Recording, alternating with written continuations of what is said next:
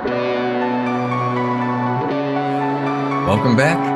You're listening to a brand new episode of Video Ditch here with Sam and Nick and a very special guest. Nick, would you like to give our guest the intro treatment? Yes, this is one of the visionaries and brainiacs I met during the Game Developers Conference at the Nick's presentation in San Francisco.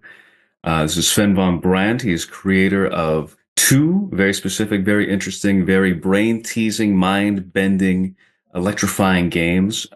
Some of you may have seen it if you're fans of Video Game Donkey. He created a BULBO'S belief system, which was the winner of the Most Unbelievable Award for the 2025 Game Jam, and he's currently working on Mix the Forgotten, which is where you can progress in whatever way you see fit. As long as you have an imagination, you can continue in the game. So a lot of your typical game reviewers have a lot of time struggling with it. It's very difficult for them. Yeah. You have to have a flexible mind. You have to be pliable. That's true. That's true. When you make strange products, it's incredible how older people are less able to play those stuff. In general, innovating has its risks, and we have to manage them. It's part of the game, you know. Yeah. Well, I mean, I'm glad you're doing it. That's what drew me to your game in the first place. Yeah, I think that's why we got along so well at the event. Yeah, I think so. Yes. You knew how to play. You understood the rules. I know. I remember. You followed the rules. You saw my press badge. You're like, "Do you want me to tell you how to do everything? I can tell you're a little slow." I was like, "No, come on, man. Trust me. I can do a little bit." I don't trust the press, though. Yeah. Oh, right on. Yeah. It's very good. It's really hard to try. We are using the feedback though, because some of the interactions they were doing, I can see where they were failing, and I think we can do some changes to better accommodate some people. And you want always to have like innovation, but also to not have like a wall between the game and the people trying to play it. You know. Exactly. Yeah. So that's our current, like, we know the game we want to make. We know what mechanics works, and now we are trying to just make it accessible to everyone, hopefully, or most people. That's the challenge right now. Well, excellent. Yes, on today's show, we'll be talking about puzzle games, the journey that led Sven to developing both of those projects, and perhaps looking a bit further beyond on the horizon for what we've got in store. But something we like to ask all our guests the first time they come on the show, Sven, is where your relationship with video games began. What's the history there? And any outstanding memories there for you? What set you down this path? Yeah, so I wanted to make a lot of money, so no. No one says that. Like, I wanted to make money, so I decided to make video games. Exactly. Yeah, it's the best way to use my talents now. So my first approach to video games was when my father actually won a Nintendo in a raffle. So he just went into like this local mom and pop shop and just, I can participate for a Nintendo, the original Nintendo, the NES, and he won it. And I played Mario 3, and it was just mind blowing. Imagine like for someone young at that time, we're talking about like the 90s, the first, and so it was just like impressive for me to just take a control and see the things in the screen moving when you move them. So that was my first approach. And with my brother, we played a lot of video games. And I remember that this is the old people talking, but we went to the local like video store to just rent different games. I remember renting Final Fantasy. It's an amazing game, but I didn't speak Spanish. So I didn't speak English. I'm translating the wrong way. I didn't speak English. The big problem there was that because I didn't speak English, we didn't understand anything about these RPG games. So we had to just take a dictionary and start translating. All my sisters spoke English, so we were like, "Hey, could you help us out with this game, please?" Wow, So it was like for the whole 90s, it was a very big problem for us to try to get into gaming, and that's how I learned English. That's fantastic. That's Yeah. very So interesting. Yeah. cloud made you multilingual. That's amazing. Yeah, yeah, it does. So, but I was born in the U.S., so I had to learn English at one point. But I live in Chile, where it's a Latin Mm. American a Latin American country. So we speak something close to Spanish in Chile. They say we don't speak Spanish because it's like the Irish of the Spanish, Mm. but we don't speak that much English. Now there's more English here because of globalization and stuff. Yeah. And I also speak German because of my name. I do have Okay. to learn some words, like to say. Yes. I have to say I don't speak German in German, you know. Uh, Of course. Yeah. and that was my first approach. Then we just fell in love with Nintendo games. We played Zelda and all those, and then we jumped directly to the Nintendo 64 and then to PlayStation. You know, Okay. Yeah. so we played a lot of games with my brother. I remember playing like the Zelda Ocarina of Time when it came out, and again we had some help from my sister because we didn't speak English, but I was already like understanding a lot of the English in the game already, so we didn't need that much help with the language.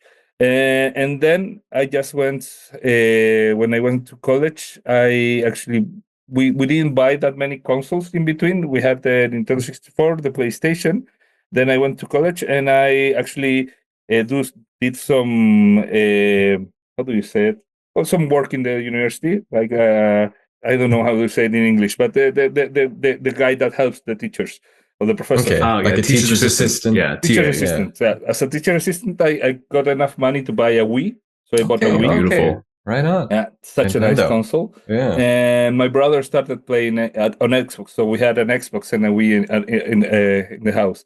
And then when I went into the industry, when I was and it was like the around the time of the Wii U, it was really fun because we didn't get to participate directly in game development because we weren't allowed in those years to actually develop console games. So what I did in college, we did a study group called USM Games. Like my university's USM, the Universidad Santa Maria. So we did the USM Games, and we started trying to make games. So we bought an Xbox 360 to try to get into the arcade. So you supposedly could make like a game in XNA and then publish it. And if it was good enough, it could go to the market. But we didn't check the the small print. It wasn't available for Latin Americans, so they only wanted our money, not our games. Jeez. So yeah, so it was like, okay, we have an Xbox 360 to play, not to develop. And then we started doing game jams because for 2 years we weren't able to make any game because we didn't have anyone, like any professor or anyone around that could teach us how to make games. So we ended up getting the idea to, hey, let's do this thing called game jam. And we did a game jam of like 10 hours and we did 3 games. It was like, oh my God, we can make games if we just finish them, you know? Yeah.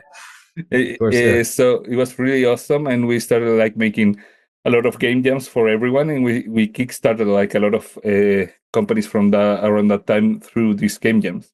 Okay. And then I went into my first, like, how do you say it in English, like internship in an international company called Behavior. That's a Canadian company. It had a studio in Chile called Behavior Santiago. And there I work in many years ago, like 15 years ago, I worked integrating Kinect into a custom engine. So that was Okay. my internship in a game called Wipeout in the Zone. And I worked C++ engine. And then I just didn't want to go to the capital because this was in Santiago, this huge capital we have in Chile, like 7 million people living like in a really small place. Yeah. Really modern city with smoke and everything. Yeah. Yeah. And I live in the coast, so I could go now to my balcony and I can see the sea. I love that. Right. Yeah. Going from somewhere really nice, really beautiful to somewhere really cramped and disgusting. Urban. Yeah. No, and you have to like travel like by subway and bus like hours. And here you walk to many places. You don't have to. You can take like a train, but it's not the same to have a train that you can actually see the sea from the train than to be in a subway. Yeah. So yeah, and so I opened my own studio, and that's how I started like trying to make games. And I convinced the Chilean government to give me money to make games, and they say, "Oh yeah, we think you know what you're doing." I didn't, and they gave me some money to try to make Right games. on. Yeah. We failed. We failed hard. Okay. But then after so many years traveling, learning and stuff, we did a very famous game called Tormented Souls that actually have sold over 500,000 copies. Yeah. Horror, survival horror game. It's very popular. Very Resident Evil style. I remember. Yeah. We actually sold that. We got funding for that game from the PQ because we post about it in Twitter. On Twitter. Yeah. So because we posted on Twitter, they were, oh, that looks good. Viral marketing. Do you have a publisher? Right. And we were, no, we don't, but we're open to some deals. So it was really fun to work with PQ, and that's when we actually became like international game developers. Wow, very cool. Yeah, thank you for sharing that story. Yeah, but there's more, and there's more. There's another thing. So I have like 3 areas of interest. So that's one, making games. The other one is I'm actually a college professor, and I actually teach a lot of people. I actually have like 200 students right now in different universities. And the other thing is that I also participate in the Chilean Video Game Association as part of the beautiful. board. Yeah. So I try. Yeah, I work with the government to try to make the funding for games really good, available, and fair. So that's what we do. That's wonderful. That's exactly what people are doing. You're doing exactly what we want to happen. That's great. Yeah. That's the idea. And also, because I do a lot of stuff, as I love game jams, and I won a small game jam, I said, I want to make a big game jam for Latin Americans. So we're doing the LAX game jam, the Latin American Games Showcase game jam. 900 people participated, 140 games. And right now we are entering like the final stages of announcing the winners soon. Oh, fantastic. I got to play this. I got to check that out. Yeah. I'm always on the hunt for new, interesting, small games. Yeah. It's pretty fun to it's fun because you see this explosion of creativity. Mm-hmm. Yeah. It's like you play some games are like, oh, this is really interesting. This is not for a full game, but it's an interesting experience. But some of the games are like, oh, I could see this becoming like a full-fledged game from that idea. Are you allowed to say if there was anything that's really stood out to you that you're like, this is something that I really want to see more of from this person, or you're not allowed to really give anything away? I'm not allowed to say it. Okay. I'll wait. Yeah, because as I'm a judge in the contest right now, I'm not allowed to say like anything about which games I like the most. But I can say that there are some games that, more than the game, you can see that there's a studio forming around. Like there's a team that could actually do awesome stuff, and that's, I think, very interesting. We have like some collaborations between countries from Latin America, so we are getting into some nice territory where we have like some talent from Colombia, some talent from Venezuela, and you have a team that has like people from all around Latin America, and that's really fun because you have the best of many countries. Yeah, no, that's super exciting. And I feel like it's a relatively new sort of culture forming in that part of the world. So to have art coming out of there. No, and like everything is like just coming together, because today I was like in this event, like this from the Ministry of Culture in Chile. And we actually went to a lunch yesterday, and we're like, well, welcome. We're going to announce Iber Videojuegos, Iber Video Games. It's Iberoamerica. It's like Spain, Portugal, and Latin America. So they made like this like institution, I think you can say, that's it's going to help games in Iberoamerica to get to the market and to get to the public and to get funded. So what we are doing with this Latin American Game Showcase Game Jam is actually something that supports a huge territory of this new association from from the different countries, because this is a state level institution. So the states of all these countries, like the Spain, Portugal, Chile, Brazil, Argentina, Uruguay, and many more, signed to be part of this association and try to get games from our territories out to the world. So everything is coming out. Quite nice. Yeah, no, it's super fantastic. exciting. I'm always glad to see more games from more and more different places and, Yeah. and more and more different people. I think it's a wonderful thing. And I think that the growth and the things that are coming out of it is something to really be excited about. Yeah, so it's amazing to see like everyone trying to push the same cart to the same place. No different places. Yeah, no. And we are also seeing like when I travel, it's fun what you say, because Japanese people is trying to get Latin American culture out and fund and distribute some products from Latin America. And cool. England also has started to look into Latin America, like our publishers from England, and they work with us, and then they work with 2 new games, like the sequel. We are not involved with the sequel of Tormented Souls because we are like co-producers, but the sequel of Tormented Souls and another game was funded by our publisher. So you see that when we do things right, you get like more help, more coverage. Like just they're recognizing that this part of the world has a talent pool. Just me being here is like the culmination of a lot of people working to get us into the spotlight. You know, we have our Chilean pro export department, the Pro Chile, that actually help us get into GDC. So I travel because they give me a free entrance to GDC and also a booth, a huge, beautiful booth. Yeah. And they also gave me like the passes to meet to match to just like to the meeting. So a lot of the cost effective travel, you know. I only had to travel and they gave me everything else. And then you have the Latin American Game Showcase guys. They actually sponsored my participation in the mix where we met. Right so on. You have all these institutions, private and public, that are actually pushing us into the right places to get into the right opportunities.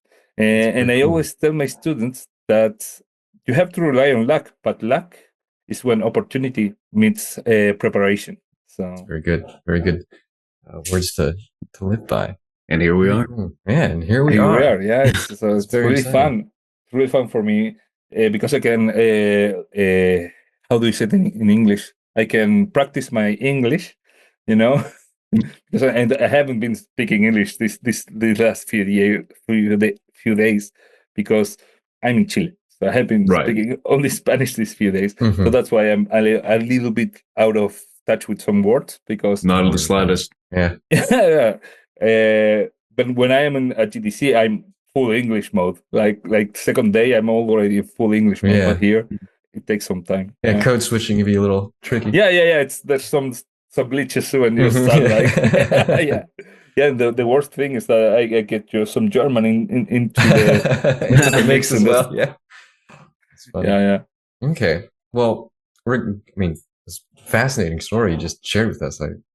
Very cool to hear. Within your history of gaming, and kind of with the projects that I've been put onto of yours, when do you think the affinity for puzzle games or any genres like that, when did that start for you? Or what particular titles really spoke to you? Yeah, this is really fun. So one thing that my father was different from other parents, that he understood violence and kid-friendly games. No one understood that when I was young. You know, only my father. So much knowledge. Damn it! So we couldn't play like Mortal Kombat and stuff like that because we're kids. You know, everyone was playing those kind of games, but we were playing like kid-friendly games. So I actually started liking a lot of kid-friendly games very at a young age, like when I was a kid. You know, was a normal kid, not normal. That's very ironic, but the thing is that I love non-violent games because they remember me. They get me back into my like kid self. And most non-violent games are like cartoon violence or stuff like that are puzzle games. So games with a lot of puzzles. So Mario 64, Banjo-Kazooie, and games like that.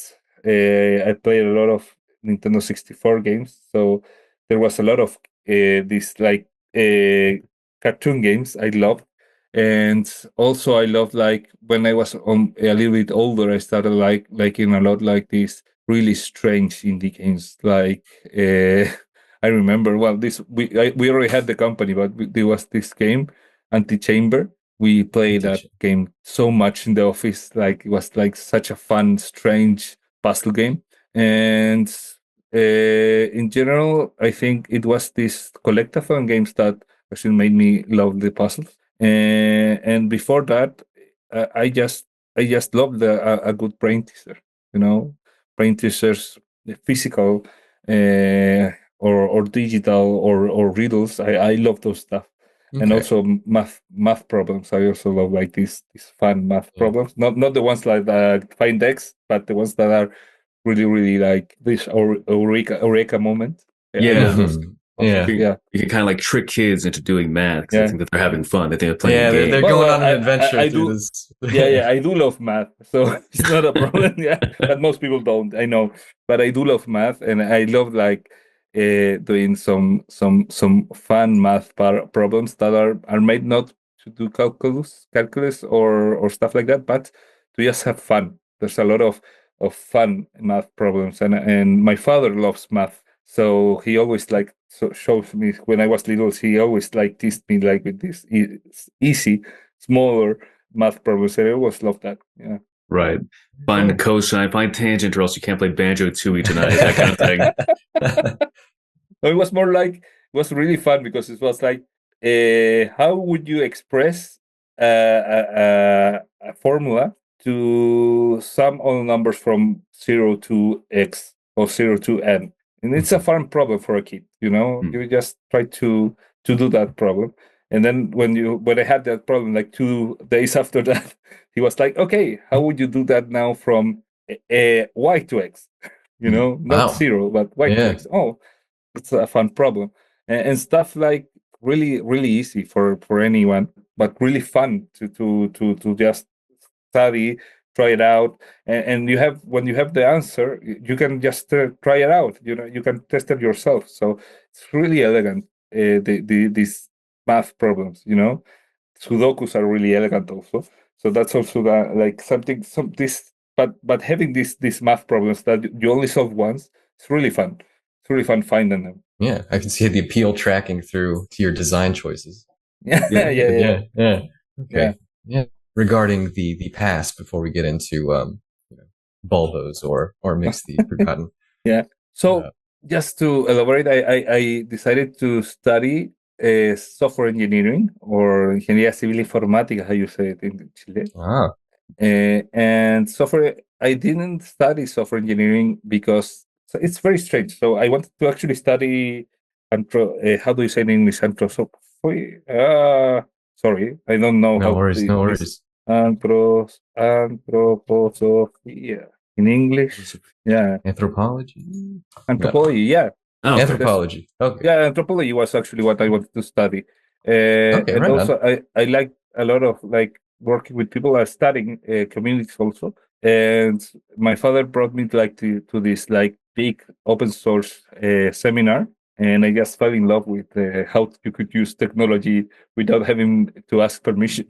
So I love that like the idea of just taking like technology and using it however you liked it.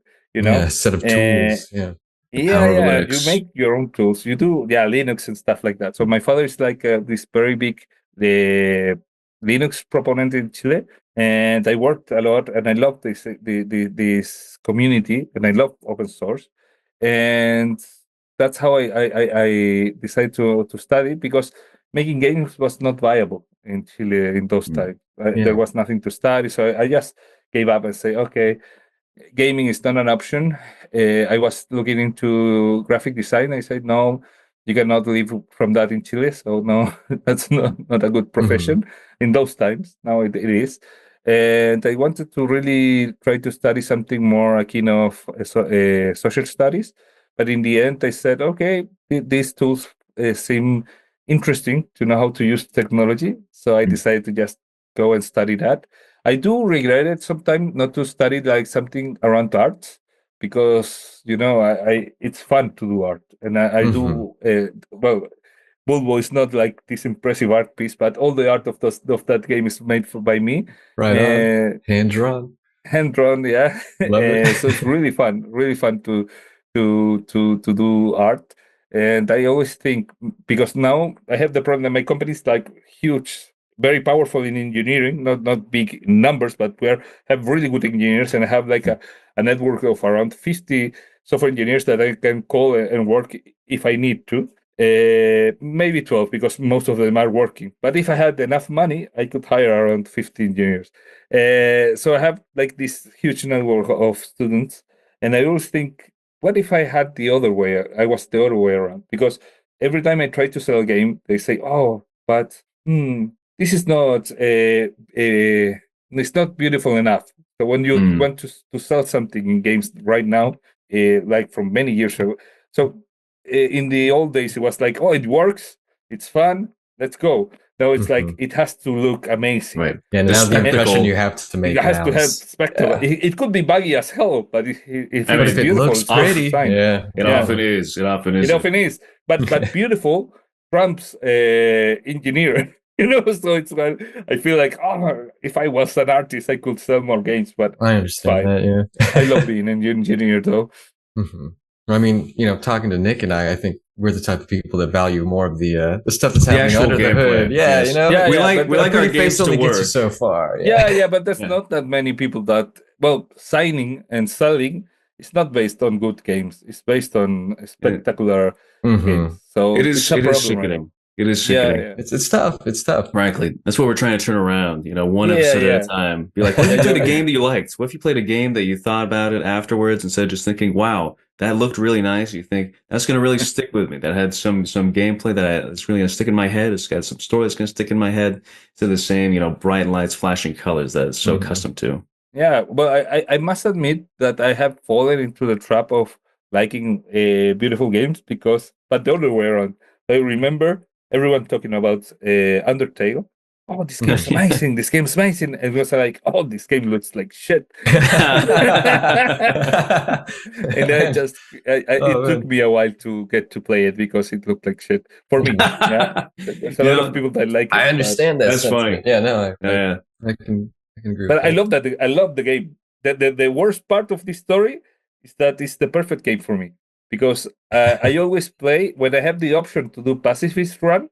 I do the pacifist run, and pacifist runs usually are awful, like really, really, really, really bad. They're not. They don't make bad. it fun. They're awful. It's like, you want to be a pacifist? We're going to make you suffer.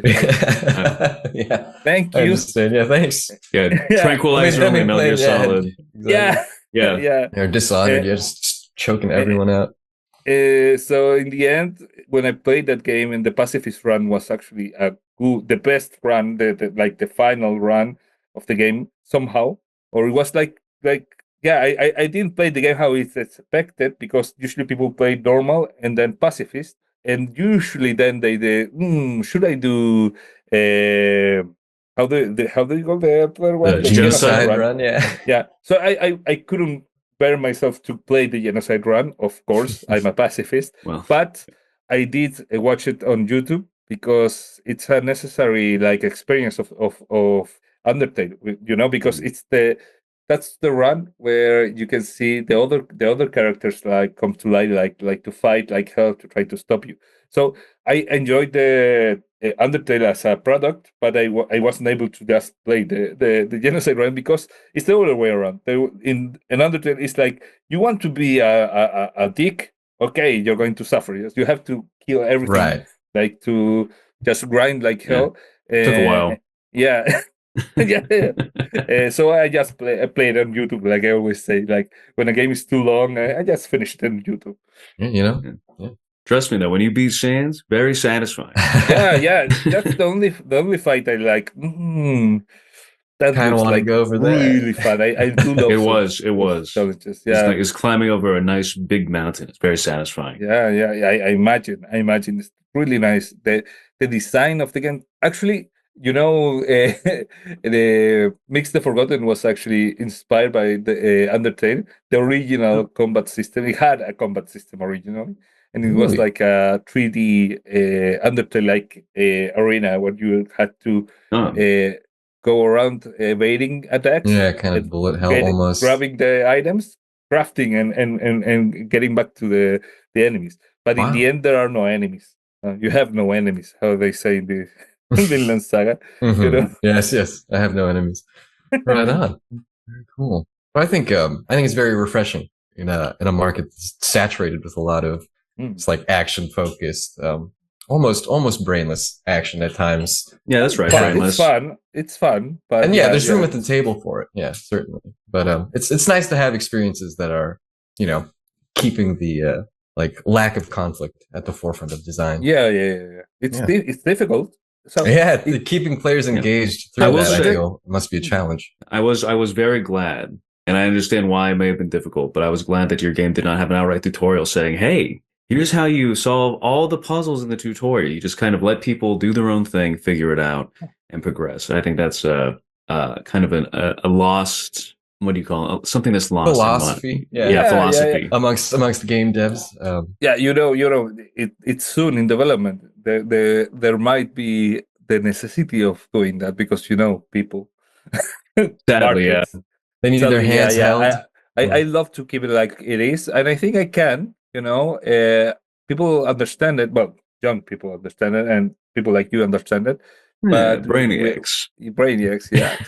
But we are hitting a wall with some people, and we are. I'm going to try to change the control so to make them more organic. We are doing some experiments now based on some feedback, but in the end, yeah, the idea is instead of forcing the people to learn how to play by following like a tutorial, is just to make an experience that's available for people to deduct.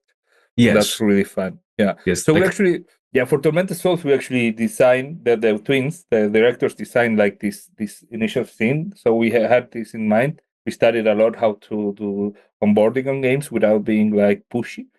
So we had this scene in the bathroom where you have to just find a tool, configure the tool, and get out of the bathroom. A 5 minutes experience, and we tried out with some people, developers and users. 45 minutes was the average. It's 9 like, times what? the estimated. Yeah. What the hell? So the problem was that we weren't communicating the gameplay space correctly. And it's really interesting how we as humans don't see most of the things we have around. So we Mhm. have we had a cabinet with two doors. One was locked, evidently locked. The other wasn't, and the menu was here. So people just went from the menu to the locked door and back and It didn't go got out. There was beyond. No. there's another door. Why Yeah. would you open the other door? They So I never was like, played Phoenix Wright. They don't know. They don't want yeah. to test their options. Yeah, geez. Yeah, Yeah, examine so That's everything. interesting. examine everything. Yeah. So in the end, we deduced that it was our design error, that we just weren't not everything in the game is interactable. So Mhm. it's natural for players to not understand as they play the game that they cannot interact with everything. So if you have a first window, a first interactable in a game with so many interactables, you're going to be overwhelmed, and it's normal that they didn't see the other door. So what we did, we got the handles from this to to this, Yeah. and they glowed like ping, Ah, Yeah. and that Put the was yellow was paint enough. on it. there you go. Yeah, and that was enough. And they didn't feel it first, so it was just a little That's glow. good. Like Yeah. after some time, like so, and that was enough to go back to the 5 minutes for everyone. No Okay. one gets stuck in the bathroom now. That's And that good. was That's one of interesting. the things that made that game really good, was that we went early on trying to get people to be able to learn how to play the game without doing the typical tutorial. It was really fun making that game. Yeah.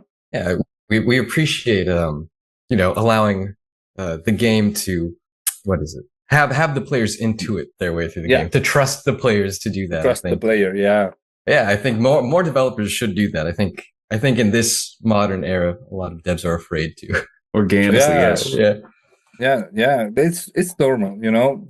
Mm. The thing is that Mhm. there's two things: that being a developer and wanting to be successful means making a game that could be successful, that could be played by millions of people. Yes, the But mass appeal aspect. yeah. Yeah. But I think as an indie developer, you have to understand that sometimes you're not making a game for a million, for millions of people. Yeah, you're making a game for 100,000.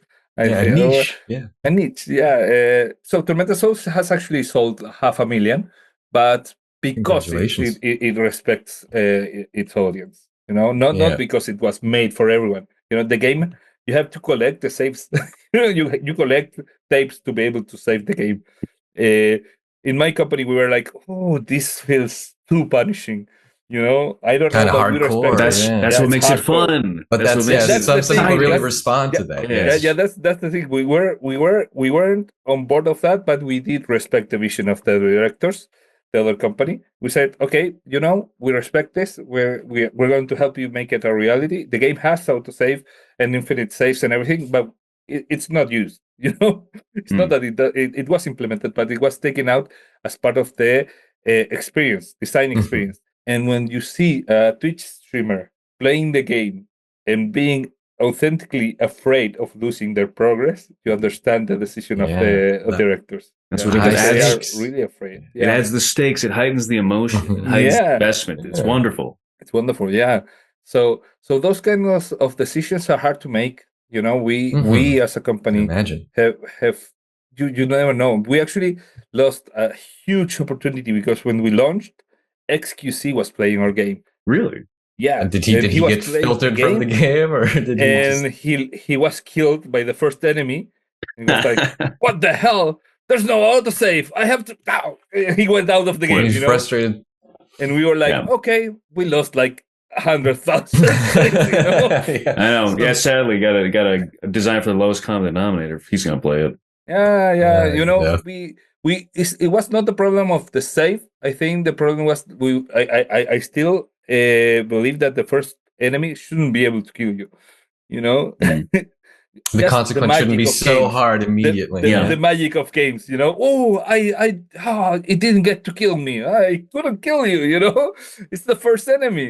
Right. But yeah, we actually did that. The enemy did half the damage in the beginning, so that Mhm. people think that they were like beating this enemy, but in reality, it was nerfed beyond Yeah. expectation. Odds are in their favor. Yeah. Yeah, but in the end, the directors were like, "No, I think it's not respectful for the users to just treat them like stupid people." So we said like, "Well, let's go." And yeah, so you have these decisions that you have to make when you make a game that are hard to make because you have to respect your user, but you have to also help them ease into the game. Yeah. Do you feel like most of your feedback from QA is it mostly from QA, or is it something discussed internally before you have So anyone so test I it? actually work. Uh, I work as a producer usually in the games, Okay. and mainly because QA publishers QA is bad. You know, but it's not bad in terms of technical QA. You know, they can say you need all this stuff to be able to get into the console, and that's fine. But I Hmm. want to know what makes my game good, Oh, Exactly. okay. I understand. I and understand. it's another QA. That's another QA. That's a QA that's involved. You have to get different kind of people, like developers, Yeah. game players, like big players from the genre, and some newbies. You know, some new guys that don't play this kind of games and check it out. And each of these guys will give you different information that will help you make a Right. better game. Some of them will be like, okay, this game is not for everyone. I'm going to ignore everything you said.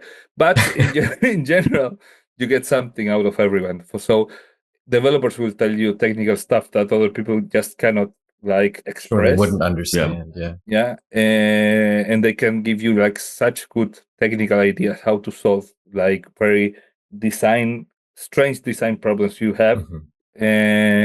Players that have played a lot of games in the genre will give you like this other game does this like this, and it's like, oh, that's amazing. You are like a dictionary of how to right. make this You stuff care for about this this genre. stuff. Yeah, so you know. And then the new guys will tell you when something is just a wall for new guys, for Mhm. newcomers. You know, Yeah. developers can play anything like broken games. They can play those Right games, on. Yeah. and when people is too inserted into a genre, they will do stuff that no one would do in a normal game.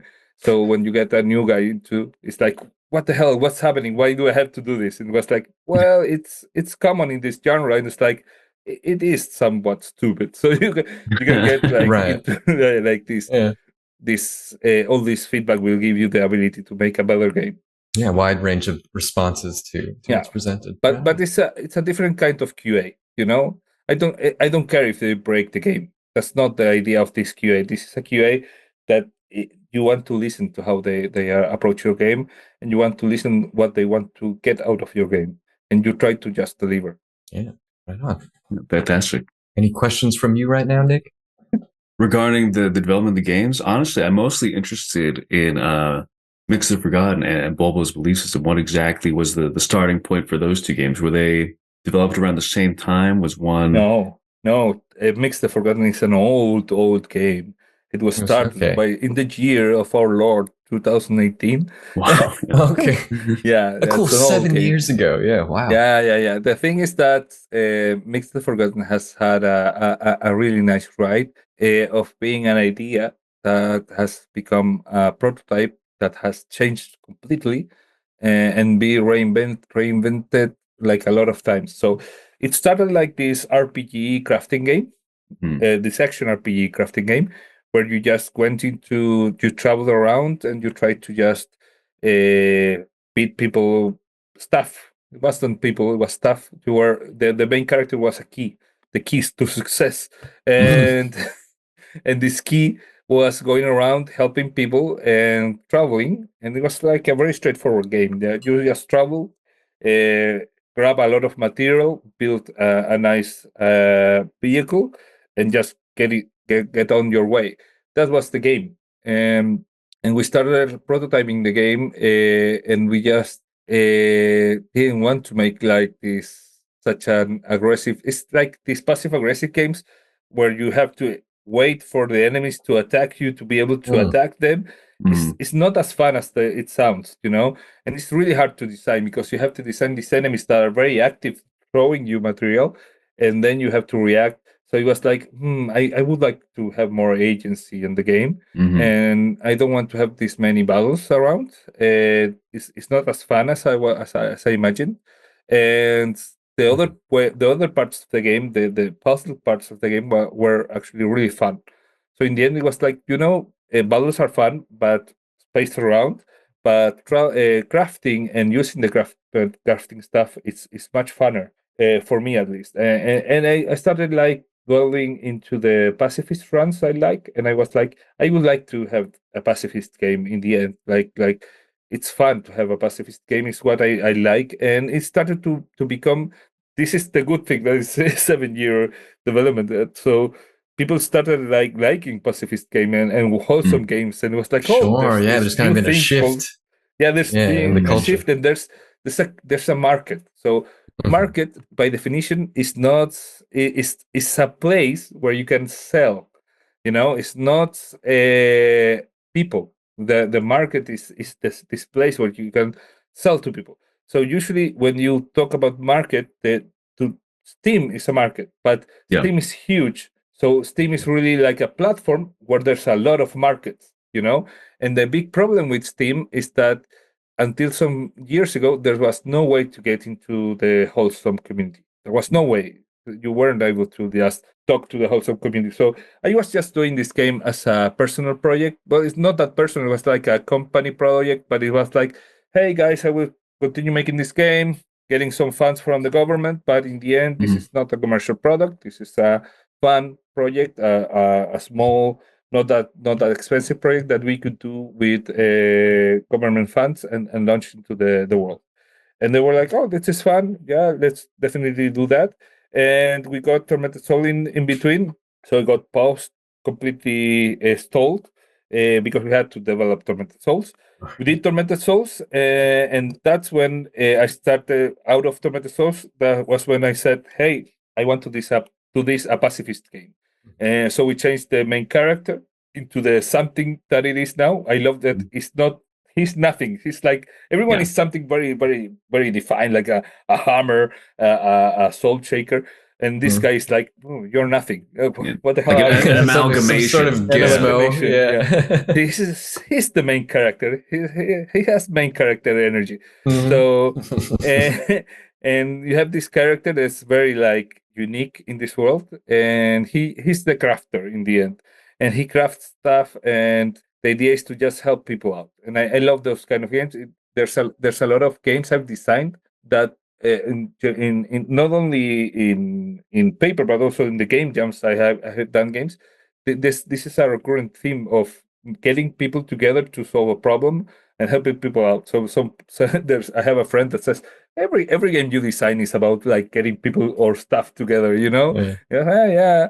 I love doing that. I do that I'm a professor. I do communities. I do game jams, and that's what I do in my daily life. So it's normal to get that bleed into your creations. It's fun. It's fun to control people now. It's a joke. It's a joke. So in the end, I decided to make the game to be more like what I like.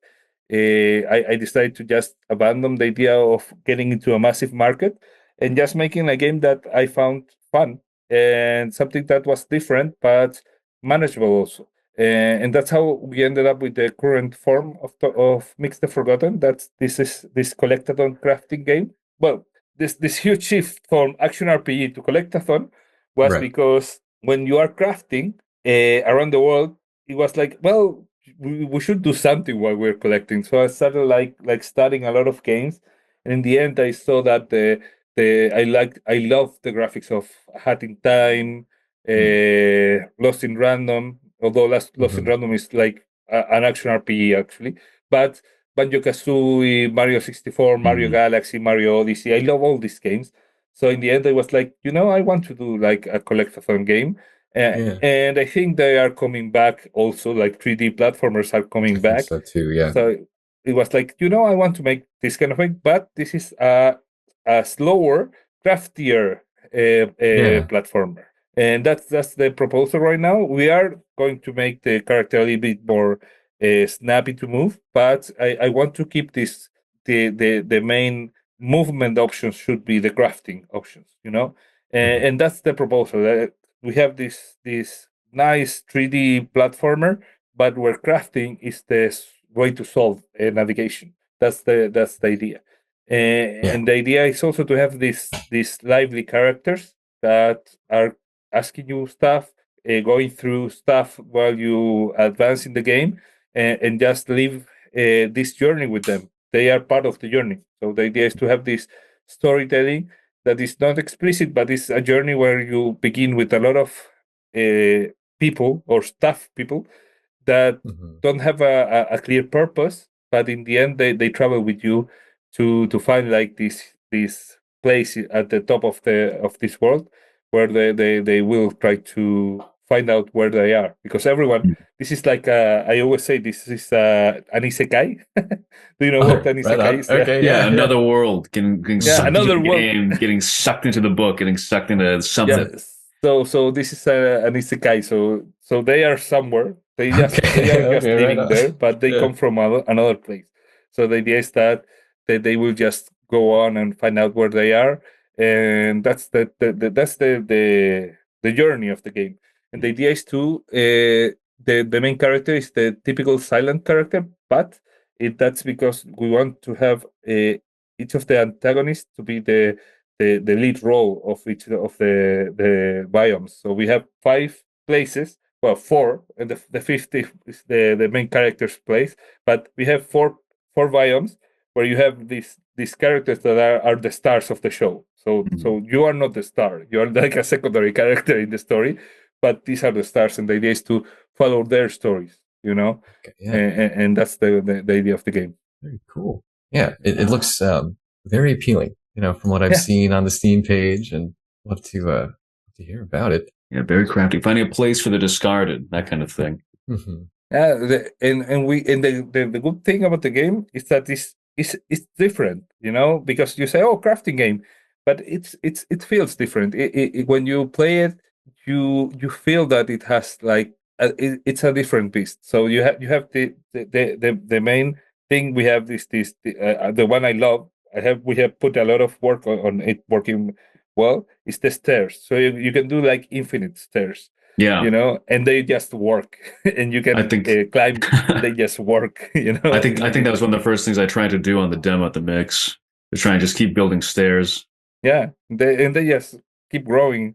Yeah, it's really fun to make stairs. It's really really fun, and you can throw them. You can use them as bridges. You can Hmm. actually climb in both of the sides of the stairs, and it just works. And the Hmm. idea is that everything to be just scale out of proportions.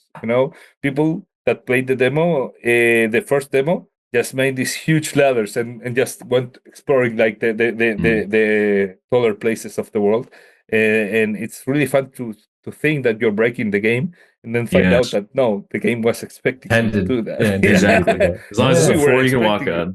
it. Yeah, yeah. And so yeah, we also have like this really nice proposal. We have a water system, and it's really fun. So we are treating water like this. Is You can have a bucket with like three waters, so you can Mm. throw Mm. droplets, Mhm. and they combine together, and you can put them back into these buckets, and it's really fun because you can do. The idea of the game is to not respect size and stuff like that. So a little drop of water can be huge in the right place, could be really small in another place, and it's really fun to do these emerging mechanics. And Yeah. it's a puzzle game that we want people to be able to solve it in many ways. But the idea is to make rules and ways to approach puzzles that feel fun, to just have this eureka moment. Oh, this is really fun. This. Exactly. Yeah. People solving it their own way. Yeah, yeah, yeah. Well, it's not their own way. It's one of the ways we thought about But it. do you That's think the it fun. is? Yes. Yeah, yeah. The idea is to make people feel smart. Yeah, it Yeah. makes you feel real clever when you solve a puzzle in Exactly. this Yeah, game. yeah, yeah. And it's really fun to make those kind of. It's hard though. Yeah, I was going to say, what's the challenge there There's a lot between, of challenge yeah, because balancing accessibility and yeah, yeah, then, yeah, yeah. You have to iterate the way I want to approach this for mix and also for Bulbo, but more for mix because Bulbo has like this elegance of limitations. But for mix, that's a more open space game, a 3D game. yeah. It works a little bit like Tears of the Kingdom, although we had the Mm. mechanic before Tears of the Kingdom. That's really fun. So it's an old game. So we started like really Yeah. a lot of a while ago, and I actually got like a message like, "Hey, you should see what Nintendo is doing." I was like, "What the hell?" I Yeah. saw the Tears of the Kingdom trailer. I was like, "Oh my god, they stole my mechanic." They should be giving you But money. yeah, Yeah. they actually saw Mix the Forgotten, so it was like, "Oh, they are actually stealing my now." But the reality is like was like for me, it was like a validation. If Hmm. Nintendo is doing this and I'm doing the same thing, I must be doing something right. Uh, Certainly. and in the end, what we want to do is to have like these puzzles that we design like 5 ways to solve it, and if someone finds one or 2 ways, they will feel like amazing. So the idea is to cover how they think they will solve the game, and if it's not something we want them to do, to make all the messages and the space to tell them that's not the way. So the idea is to be very intentional on what we want them to be able to do and what we don't want them to be able to do. And the way we design these puzzles to be able to be actually solved is when you have more than one solution, is that when you do your solution, you just feel like you did the only solution there was. Yeah. Mhm. Yeah. That's really fun. Very Yeah. cool. Fantastic. And so that's Mix the Forgotten. But Yeah. with Bulbo's belief system, that came into play much later. That was on a much shorter development cycle for Yeah. the Yeah. Jam. And was that also a larger team project? Or was this more of a No, we two two people. I love the story of that game. So I was just very tired, like last year, because it was a year. So I was very tired of big projects. So we were coming out of a project that got canceled, and I was like, oh, I hate. I always say to my girlfriend, oh, I would like to have my own game development company. She's like, you have your own development company. And I say, yeah, but I want to develop games, not manage a company, Sure, yeah, Mm. yeah. And it's like, and I would love to just work with a smaller team. So I started working on this game jams, and I started with Bracky's game jam. Then I went to GMTK game jam, Oh, nice. and then Yeah, Mark again, Brown. Love it. yeah, and Yeah. then again to Bracky's game jam.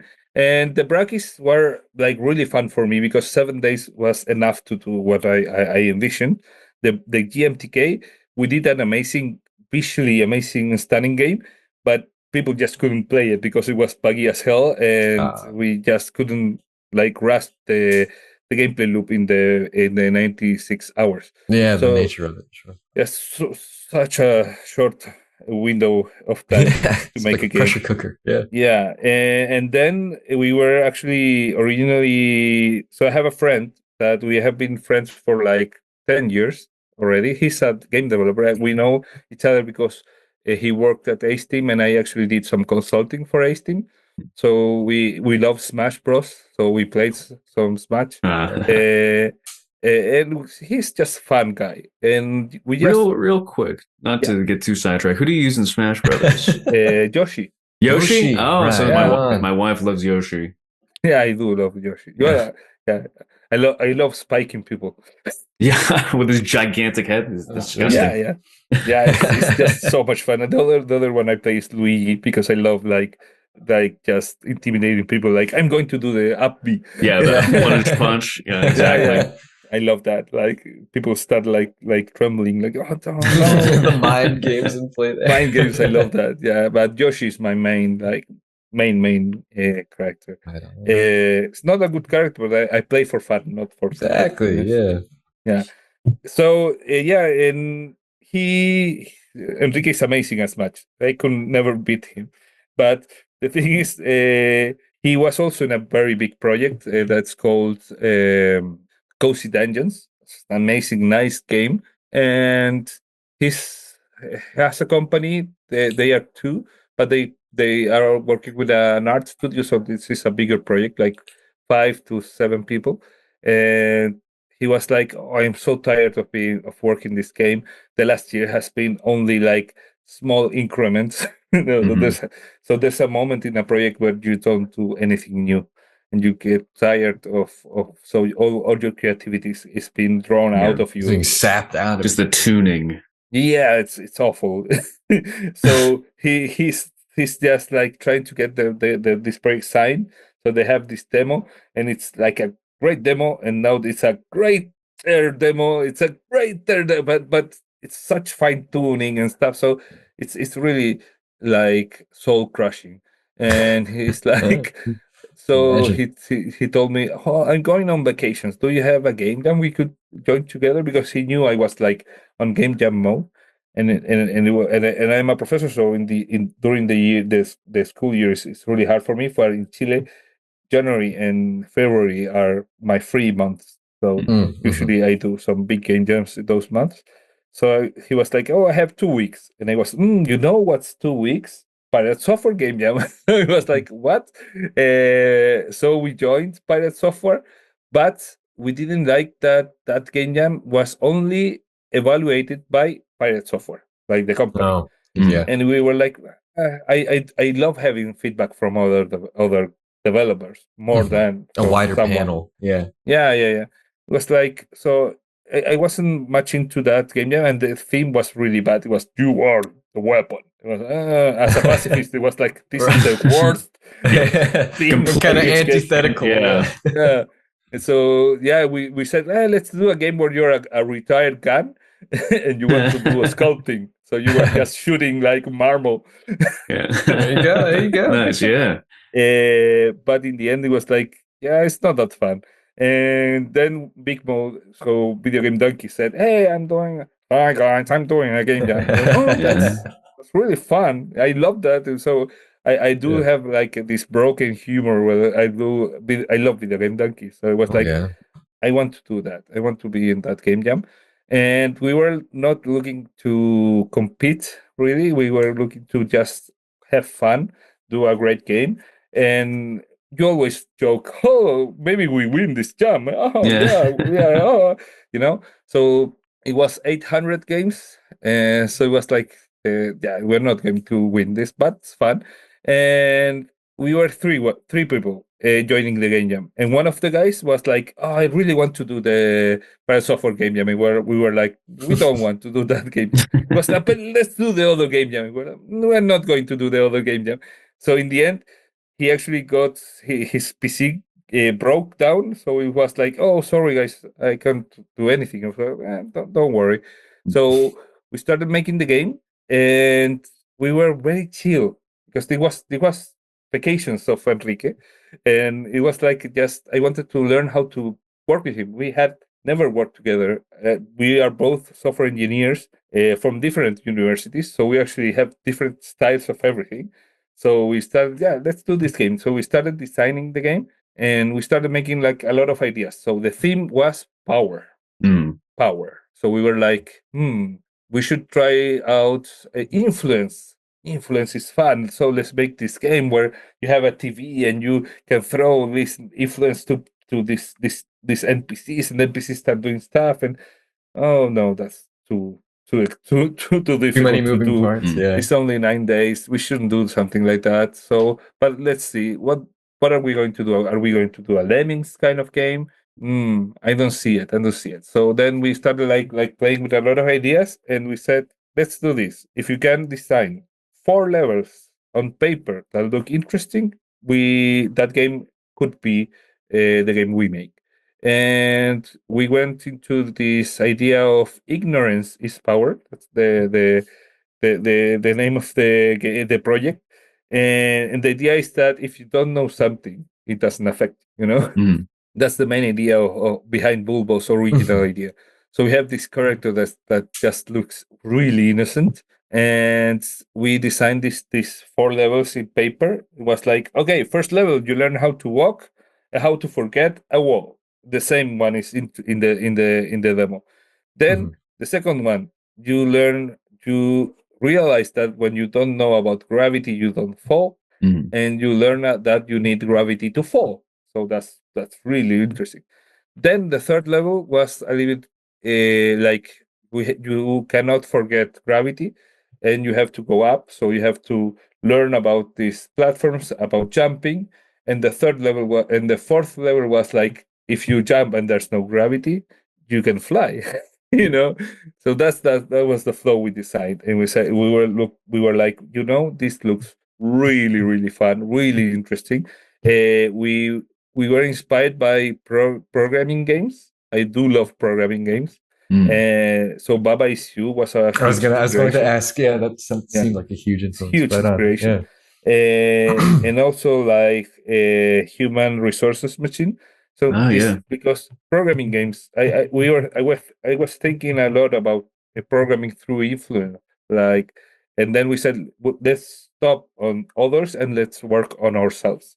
So you program what you can see, what you can do through these beliefs, and the metaphor of beliefs was really clear to people. We were we had a lot of worries that people wouldn't understand the relation with power, but in the end, just because of luck, people were like, "Oh, you are a light bulb, so that's power," and there's this all this power up. So yeah, it's power.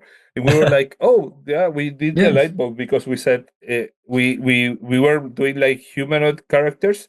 And I was like, "Oh, this is not that as fun as maybe something like, oh, let's make them things. It has some of the mixed the forgotten Yeah, some DNA. DNA in there. Yeah, some DNA from mixed there. But it was it's really fun to make people's stuff. It's really on the nose. Yeah. Oh, the guy that walks, that is a Jordan. It's not Jordan. It's just a shoe. And then you have the one that jumps. Is just a coil. How do you say it? A spring. The spring. Spring. Yeah. And and very on the nose. So very nice, direct information, And your guy is like, well, he has ideas, so let's make him a light bulb, Yeah. And people resonated with the way we understood power. We were also worried because in Spanish the word power, there's the ability when you can do something in Spanish is poder hacer algo. There's power to do something. So I can do something. You say I have the power to do something in Spanish. Mhm. So I was like, oh, maybe we're using Spanish too much in this idea. That's a problem with the language barriers. But in the end, it was fine.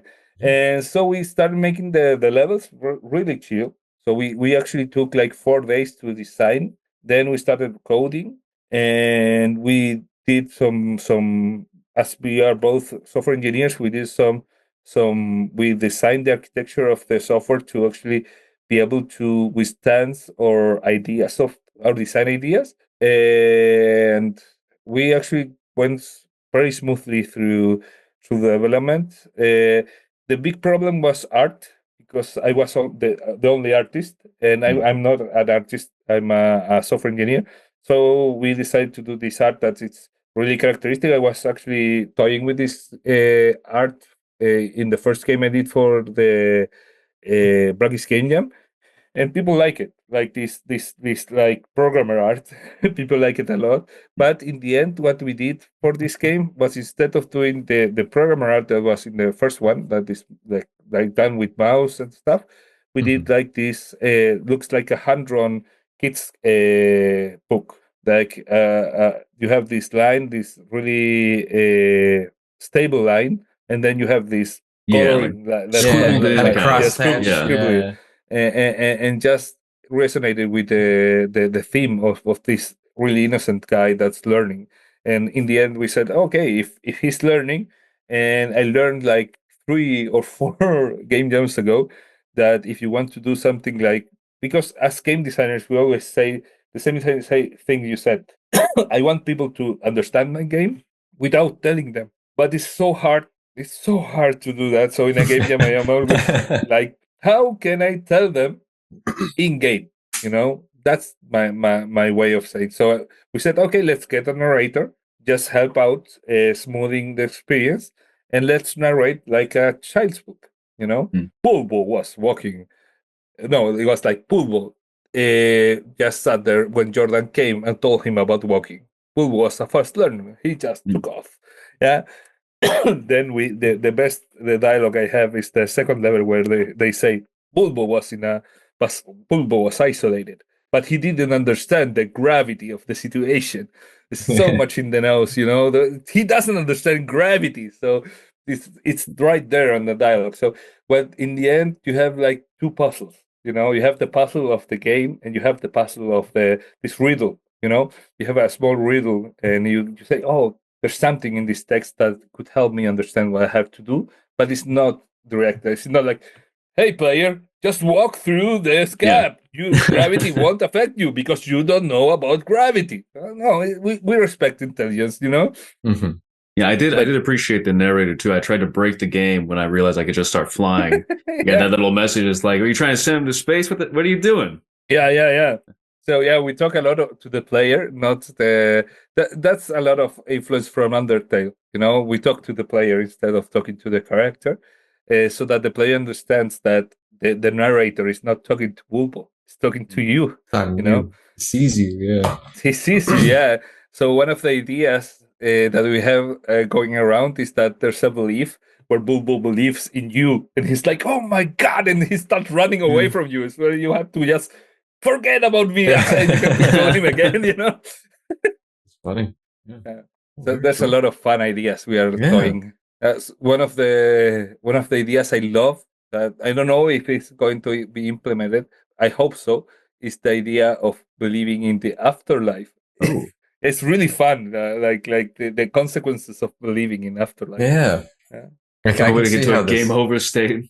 Yeah, it changes everything, Yeah. Yeah, I also love the idea of just believing that he's alive. It's like, this belief doesn't do anything, and you forget it, and he just dies. Yeah. What?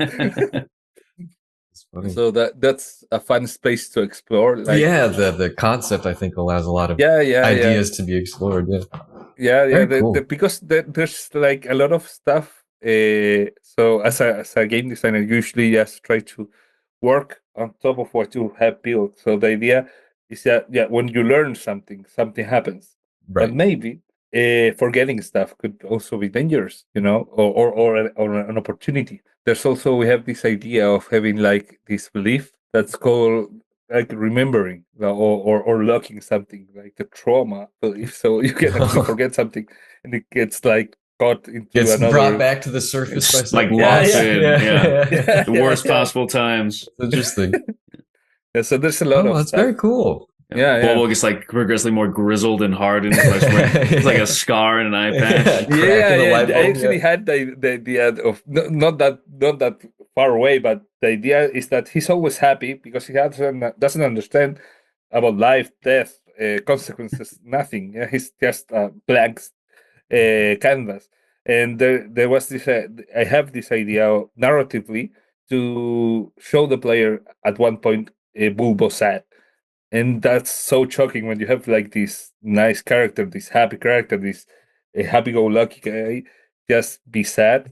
And that's something we are working, like, how could Bulbo understand enough stuff to get sad, the and it's burden a of nice, knowledge. Yeah. the power of knowledge. Yeah, so it's a nice journey. We might be able to get Bulbo in, and yeah, the game is going to be a narrative game. So that's something Okay. very, very nice also, that the game currently has some narrative in between. You can just grasp some narrative around, but it's a very mechanical and fun game. And the idea is to just go, instead of going Baba is you way, that is a pure mechanical game. We want to go more into like a human resource machine, where you have a story going around when you work your way through retirement.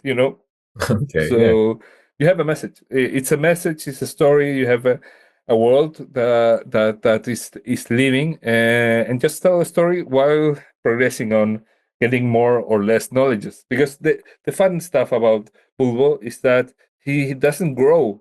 Actually, he just changes. Right. Yeah.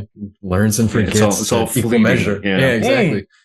Yeah, it's such a fleeting. It's like Baba. Yeah. Baba is like that also. Like Baba is you. It's a game that can always go back to zero. Mhm. And Bulbo is also like that. Yeah, you can always go back to zero. Yeah, that's why the TVs I think are perfect too. As long as he's looking at it, Yeah. sure he's thinking Yeah. about it. But as soon as it's Yeah. gone, out of his mind. Mhm. Yeah, out of his mind. Yeah, Yeah. he can forget now. I can forget it. And also, like, if there's a TV, but you have already four beliefs. I have too Or much. I patch cannot learn. full. Yeah. Exactly. Yeah. So I joke. He's a Pokemon. He can only know 4 moves. Right. There you go. It's really fun. Yeah, it's very exciting that you're kind of evolving the idea that was born out of the jam. Yeah, And yeah.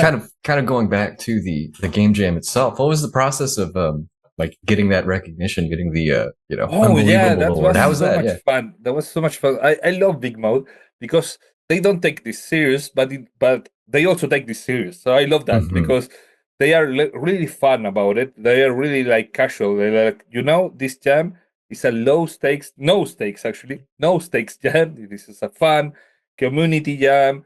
We're doing this for you guys, but we're going to respect every rule. So it's really fun because it's like this really nice guys, like, hey guy, don't worry, but no, you cannot update your game. Yeah. Yeah. Slightly draconic. Yeah. So I love it because they are really chill, but really, really good at making rules, and I love rules. Every game designer, every engineer loves when rules are used. They are so we made the game.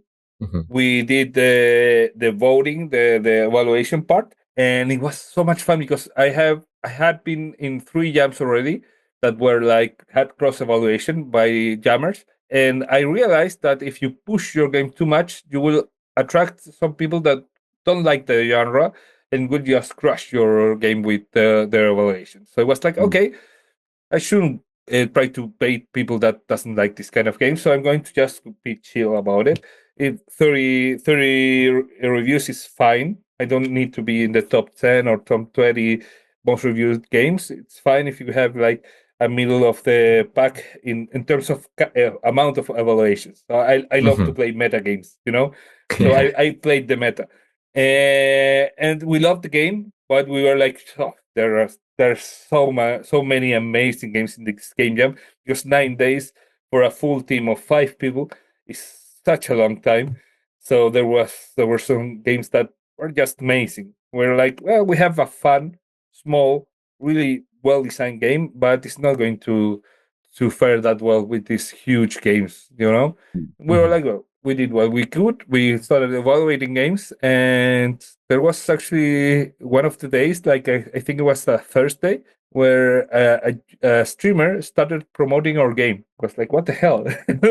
What's happening? So he found our game, and because it was different, the graphic style, he just said, oh, I'm going to try out this game. He tried out this game, and he said, oh, this game is like a hidden gem. This is like a masterpiece inside this game jam. It's different. It's really intelligent. It's really well designed. It's really polished for a game jam game. He was like, yeah, this is amazing. And then he realized it was my game. He was like, hey, this guy was here yesterday.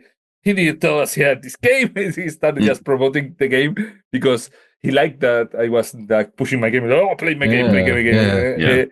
I was just chilling on his stream, like looking the games he was playing, and he promoted my game, and other streamers. I was with other streamers, like saying, "Oh, could you play my game?" Because seeing a streamer play your game is so valuable. It's like doing QA. It's amazing.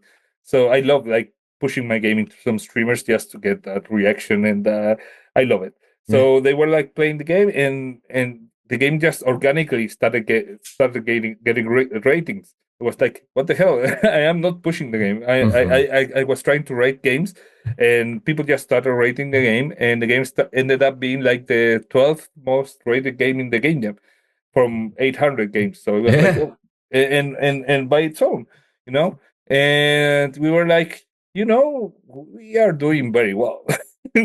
This game might be a finalist, you know. And there were like 50 finalists, so it was like a nice probability we could get there. And people were leaving like really nice commentaries. There was someone that said like, "Thank you for making this game." And it was like, "Oh my god!" Genuine appreciation. Yeah, thank you, random feels stranger. Good. Yeah. You know, it was like fun. It was like awesome. And the thing is that there was these 3 streams where Donkey was going to play the games, the 50 finalists, and it was the first day, and we were like glued to the screen, like I was, and Enrique was a little. What does he think of it? Yeah, my game, no, my game, and they had like this bingo, like the top rated games, and it like he was playing all the games that the most rated games, but not ours. And the first 2 days he didn't play our game, so I as a good engineer, I started like calculating our odds. So our raw odds are like this. If we take out the 20 most played games and the behavior from last year's game jam, you get like, yeah, we have like a 12 full analytics.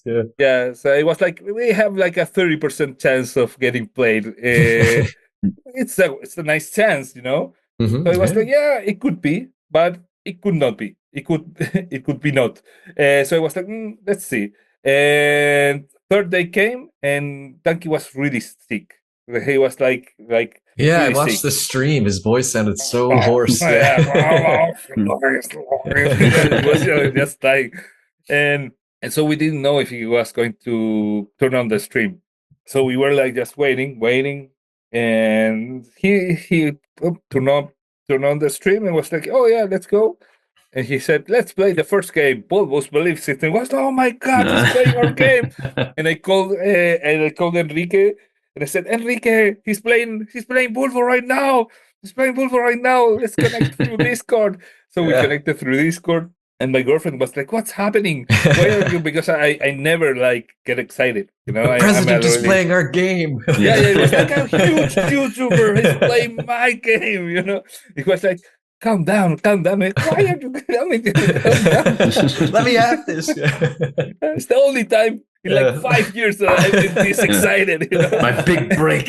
And it was like, yeah, so he was playing the game, he was loving the game, So in the beginning, I was really worried because he started playing the game and he didn't understand how to forget. It was like, oh my god, What have I everyone done? understands this, Yeah. but donkey, and he understood it. He forgot how to walk. It was like, oh, you can forget how to walk. It was really fun. And then he just smoothly played all the whole demo, like smooth as hell. Like was he just understood everything. It was like, wow, this guy really understands games. Yeah, receptive to the He's a good design, gamer, certainly. Yeah. and it was amazing to see him play. And he stopped. Yes, he just played the whole game. Oh, okay, we're done. Next game. And with Enrique was like, oh my god, he didn't like the game. It was too short. Why didn't we make more levels? What the hell? We failed. Yeah, he might have played like 2 minutes. It was such a lot. And then we check out the stream, and because he was going to play 10 minutes each game, and he actually played exactly 10 minutes. So 10 minutes we above. make Wow. the perfect like amount of game for Yeah, there you for go. the holidays. But it was really, really stressing. Like we should have been making more levels, maybe because we actually sent the game 3 hours before the deadline. Like we were like, we're fine. It's stable enough. It has enough levels. I don't want to make a level that's going to be broken, or maybe it's not as smooth as everything we have, because we actually tested the levels with some friends before sending the game, and we test them Sunday morning, and we got the feedback, and we actually changed some things around the messages, and we did a small in between level, and we just sent it. And we said, no, if we do something, we're going to break the smoothness of the experience we have right now. And in the end, we got we won this one of the 10 judges choices, because there's one big winner. We are not the big winner. The big winner is a game that's really big. That's one of these games that is just amazing in terms of power of development. It's just such a huge game, but we got one of the 10 judges choices, and it's fun. It's really nice for us because I was counting on there being 15 choices. Well, 15 from 50 from 16 from 50 is not such a low number. So there's a possibility, but we actually got this year there was only 10 judges selection, and I think they actually it's a little bit of both, a little bit of joking and a bit of really understanding a good game. I saw enthusiasm. Yeah. Was one of them was what, the game where you can tell who the main character is or something? The game where you will definitely know who you are playing as. But Yeah. I must tell you, that game, the soundtrack is just amazing, because the soundtrack is always telling the name of the game, freak, freak, freak, freak, but it's too good. So it's really fun because as I love like analyzing everything, over analyzing stuff. So I analyzed how they chose the finalists, and what they did is actually they took most of the top 15 in each category, and brought it to the finalists, and then they just found hidden gems around the fun games, really unique art styles, really unique music. So it's a really interesting way they do this, and I think it's really good for them to just say, look, we're going to get some 50 games by our own way into the finalists. They don't say how. So in the end, they have the faculty to just go around and fish the best games they think, because of any reason. And so you get some games that are really hypnotic, but didn't get to the top rated places because of something.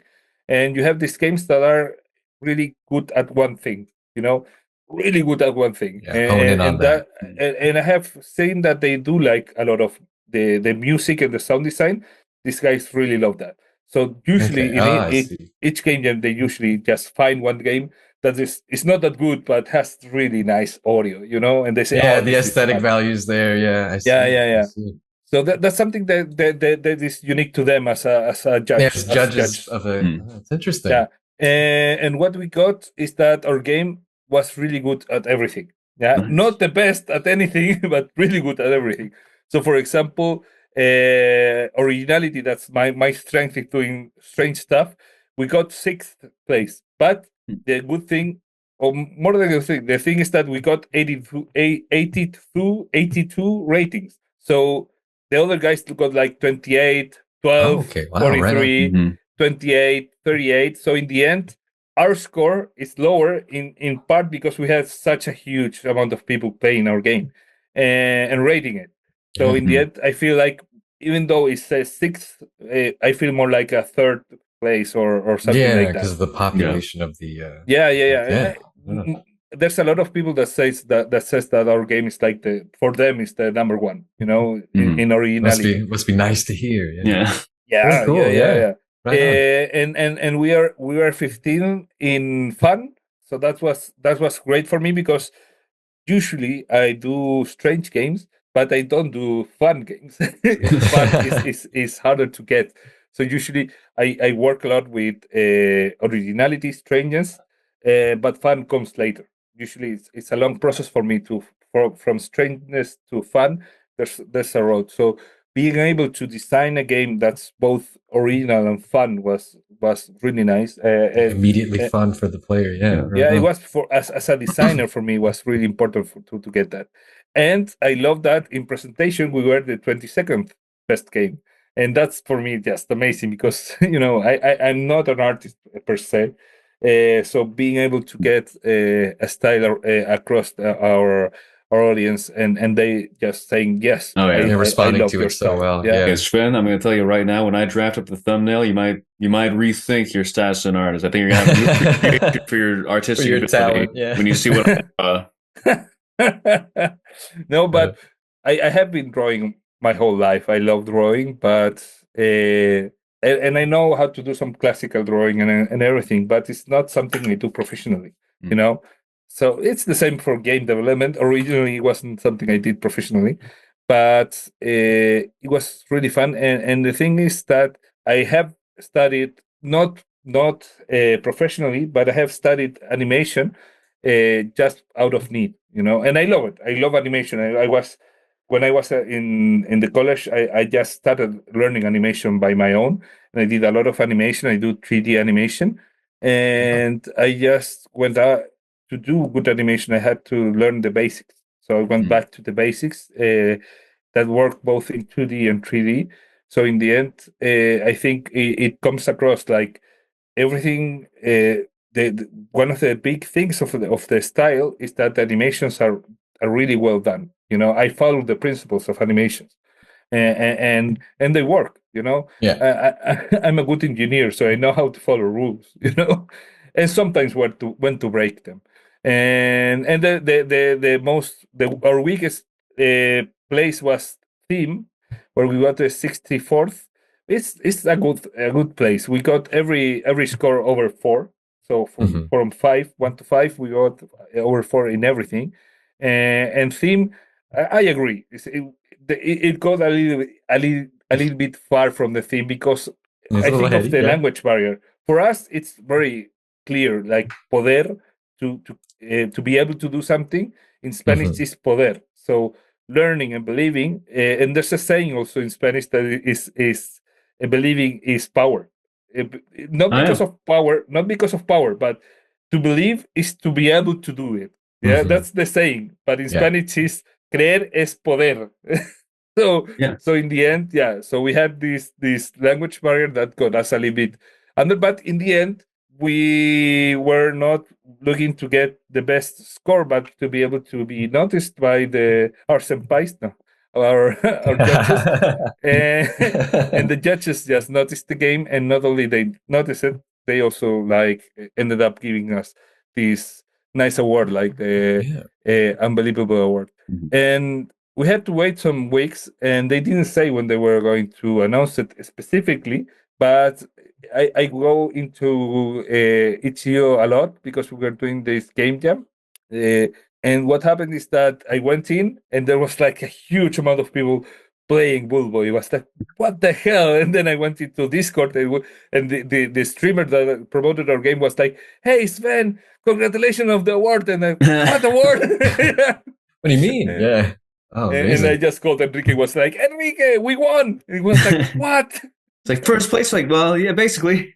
Yeah, so something like that. Yeah, We got exactly. second, one of the 10 second places. Yeah, Yeah. it's really fun. Yeah. Very No, cool. Yeah. but I do like our place much better than the big winner, because the big winner, he's like the grand champion. Hmm. It doesn't say anything, He's the grand champion, but we Right. are Like, the what is that? unbelievable award. Yes. Mhm.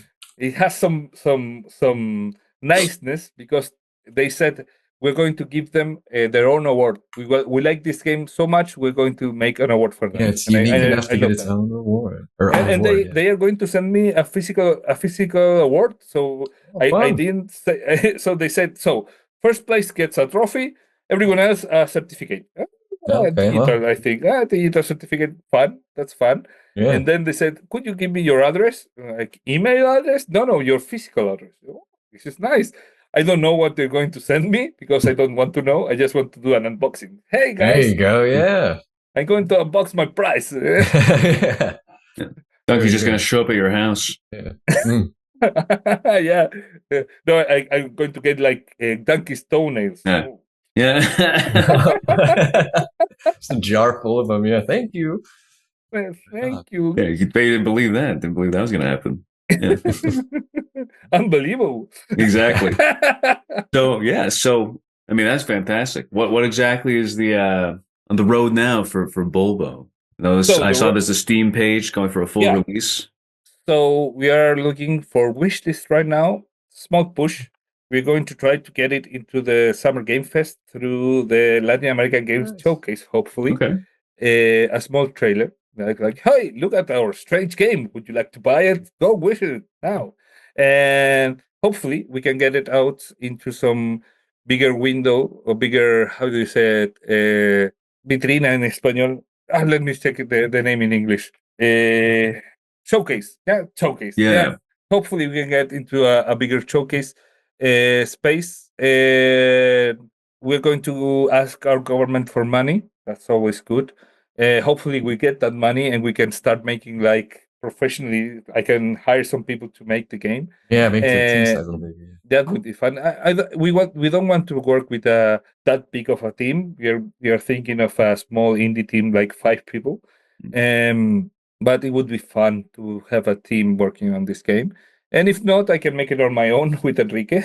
So we can do it like the two of us. A Okay, your smaller proof of game. concept. Yeah. We can program it. I can do the art. I would love to invest, even if I don't get the money from the government, on some music. So I think that's the only thing I would pay out of my pocket if the government doesn't give me the money. And the idea would be to be able to make it and release it in 2026. Cool. That's the idea, to be fast to get to market, and I would love to have it on Switch too. Yeah, that's Yeah. my main goal. Yeah. That launch window, perfect. Yeah, 2026 for that console is amazing. And I think it's a game that just resonates with the Nintendo Switch. I think Yeah. so. So yeah, That kind of easily be on that catalog. brainiac puzzler, exactly. Yeah. You can just go on the bus like, oh, I'm stupid. That's fine. Very good. Yeah, right on. All right. Well, any further questions, Nick, regarding Bulbo or Mix the Forgotten?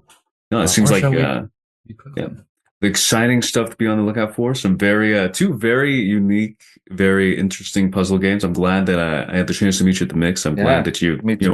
were able to take the time to talk to us about the games. And more than anything, I hope that more people can see this, hear about the games that you created, and put their eyes on it. Maybe even go back and play Tortured Souls, and hopefully they'll be able to Tormented Souls. Sorry, they'll be able to get past that first cabinet puzzle. That won't be too much of an issue for them. Yeah. Well, one of the great things about Tormented Souls, even though I didn't directly design the puzzles, as as the validator of the puzzles, I did change some puzzles, and in the end, I love a review that says, like, this game is like, graphics are nice, the combat is passable, puzzles like 12 out of 10. Nice, The puzzles of Tormented Souls are really well liked. They always say that Tormented Souls is like a Resident Evil game with Silent Hill puzzles. Yeah, perfect. Yeah. Perfect comment. Yeah, instead of just take key to door open. Exactly. Yeah. Much better. Yeah. Cool. All right. Yeah, so we're looking forward to your games as they come out. And where can everyone find you outside of the Steam pages, which will be linked below, of course? Well, they can find me on. I'm not that big of a networks guy, but they can find me on Instagram as Abstract Sven. Like my company and me. On Twitter, they can also find me, but I'm SV Brand. No one is using Twitter right now, but not that much. Yeah, and also they can find us on our Twitch channel, but we speak a lot in Spanish. Sorry, but that's our language. But yeah, so it just find us with Abstract Digital. If you contact us, I'm one of the owner of the company. You will always get to me in a way. If you see our Twitch and our YouTube channels, you will find out about our games. And yeah, mostly that.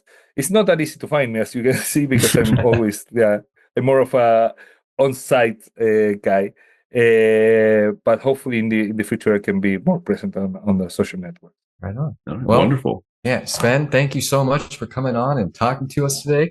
We appreciate hearing about all the work you've been doing on your games and within just like pushing games as an art form in the greater culture of where you're at in the world. Yeah. I love that. Uplifting Latin America as a whole. Yeah, it's super cool. Yeah, and as always, you'll know where to find us. We've been Video Ditch Podcast. We'll leave everything linked below. So until next time, thank you for watching. Sven, I hope you have a wonderful night, rest of your year. Best of luck in developing. We're very excited to see what's coming. Thank you, and I will keep you posted. Yes, please do. Beautiful. Yes, please. All right. Good night, everybody. That's been Video Ditch. Keep on gaming in the free world.